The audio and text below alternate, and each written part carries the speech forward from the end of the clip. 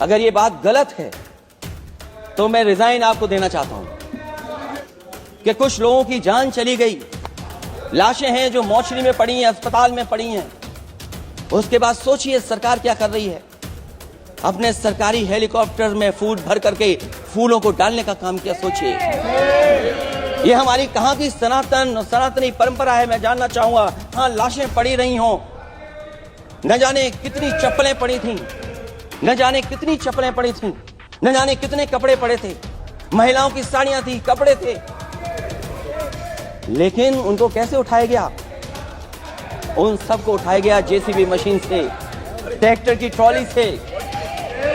उनसे उठा करके कहां फेंका कोई नहीं जानता, लेकिन जब उनको लगा कि वहां से बदबू आ रही है तो यही सरकार के लोग छिपाने लगे हैं। कुछ दबाव और कुछ स्वीटनर भी दिए जा रहे हैं जिससे उनकी खबरें बाहर ना आ जाए। और अगर अध्यक्ष मोदी ये बात सब गलत है मेरी, अगर ये बात सब गलत मैं कह रहा हूं।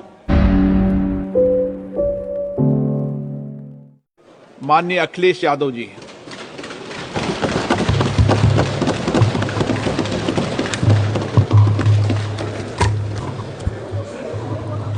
अध्यक्ष महोदय, मैं आपका धन्यवाद देता हूं कि आपने मुझे महामहिम राष्ट्रपति जी के अभिभाषण पे बोलने का मुझे समय दिया है। अध्यक्ष जी, मैं सबसे पहले आपका अभिनंदन एवं अभिवादन करते हुए आग्रह करना चाहूँगा कि मुझे बोलने के लिए जो समय दिया है, मैं उसमें से 2 मिनट का समय महाकुंभ हादसे का शिकार लोगों की आत्मा की शांति के लिए खड़े होकर के मौन रखना चाहूँगा।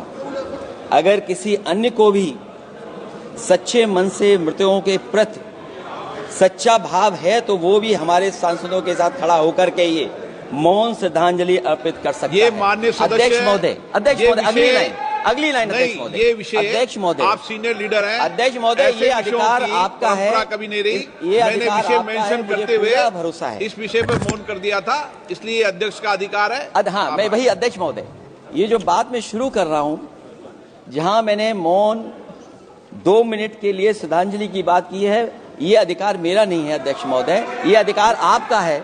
मुझे पूरा भरोसा है आप पर कि जब अभिभाषण की चर्चा खत्म हो रही होगी उस समय 2 मिनट का मौन श्रद्धांजलि जरूर दी जाए जो श्रद्धालुओं की जान गई है। नहीं अध्यक्ष महोदय, नहीं अभी 1 मिनट दें, आपको कुछ मत बोलना, नहीं कुछ नहीं। अध्यक्ष महोदय, अभी तो अध्यक्ष महोदय मैंने बात शुरू नहीं की है, और जिन लोगों को तकलीफ है और जिनको दुख होना चाहिए उनके बारे में मैं, हालांकि वो बात मैं बाद में कहना चाहता था महाकुंभ के बारे में, लेकिन अध्यक्ष महोदय क्योंकि बहुत सारे माननीय सदस्य ये सुन नहीं सकते हैं, इसलिए मैं बात वहीं से शुरू करता हूं। आप देश के परम अभिभावक होने के नाते हमारा आपसे अनुरोध है कि जहां सरकार बजट के आंकड़े लगातार दे रही है, और जब मैंने अभिभाषण पढ़ा अध्यक्ष महोदय, बहुत सारे आंकड़े सरकार ने दिए हैं। आंकड़े देने से पहले महाकुंभ में मरने वालों के आंकड़े भी दे दें। महाकुंभ की व्यवस्था के बारे में स्पष्टीकरण देने के लिए मेरी मांग है अध्यक्ष महोदय, सर्वदलीय बैठक बुलाई जानी चाहिए।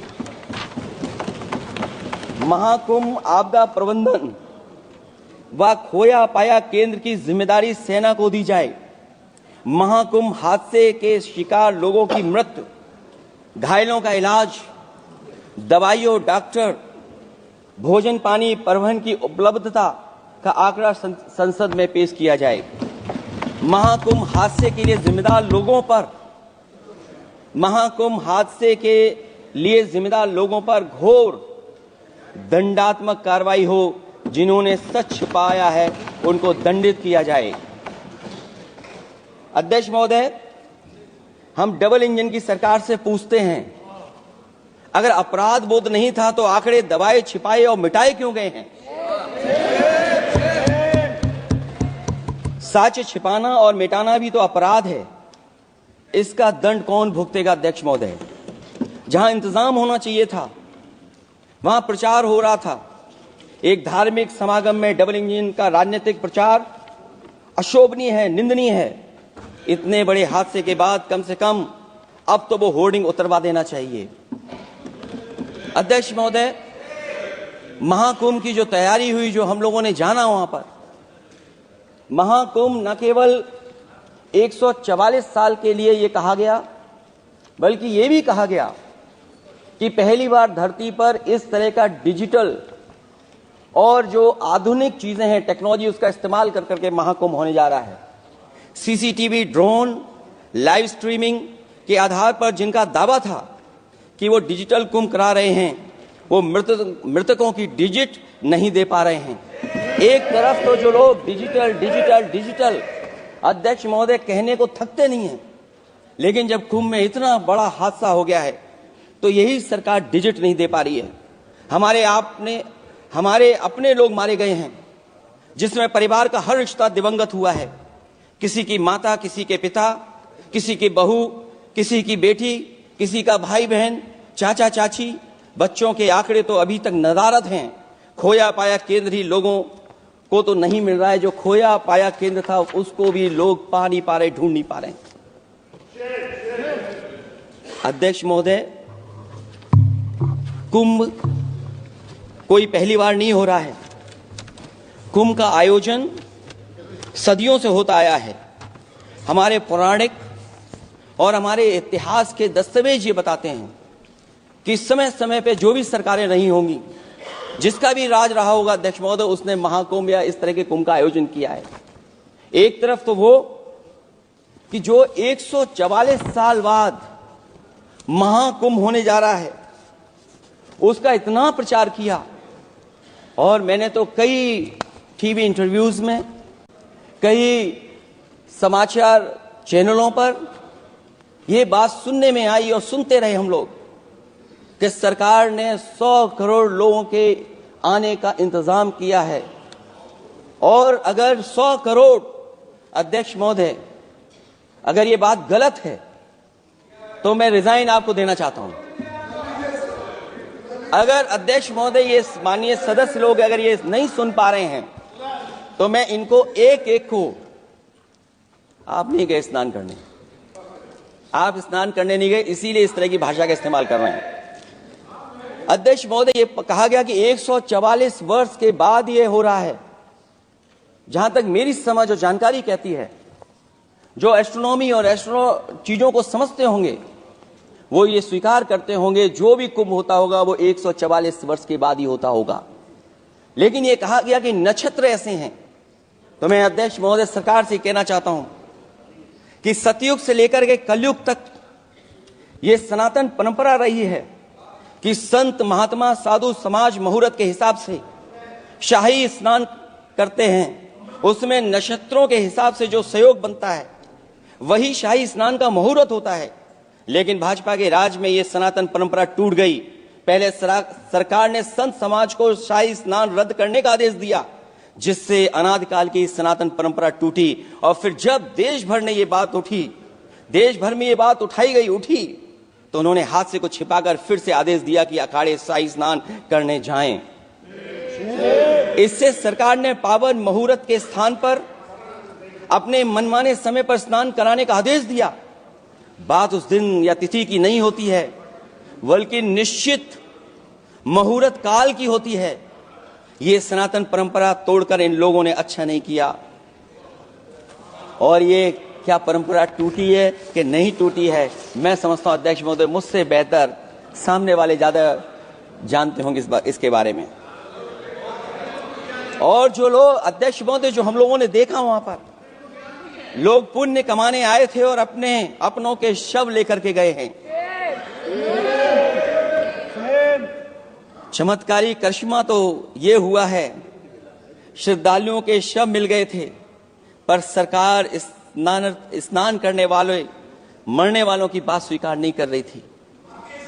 और इससे ऊपर ये बात जो वहां पर और हुई, अध्यक्ष महोदय, जब ये जानकारी हो गई कि कुछ लोगों की जान चली गई, लाशें हैं जो मोर्चरी में पड़ी हैं, अस्पताल में पड़ी हैं, उसके बाद सोचिए सरकार क्या कर रही है।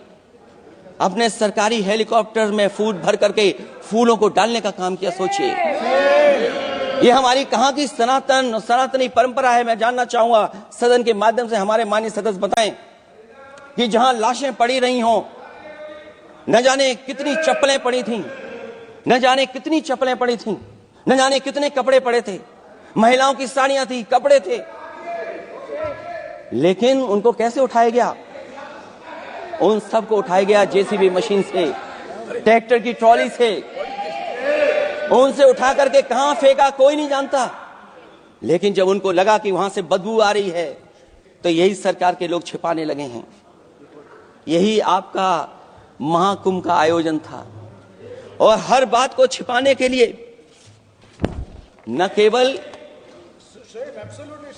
केवल ये लोग मीडिया का सहारा ले रहे हैं, मीडिया का सहारा लेते लेते सुनने में आया है कुछ दबाव और कुछ स्वीटनर भी दिए जा रहे हैं जिससे उनकी खबरें बाहर ना आ जाएं। और अगर अध्यक्ष महोदय ये बात सब गलत है मेरी, अगर ये बात सब गलत मैं कह रहा हूं, तो अभी तो नेता सदन को अभी भाषण देना है।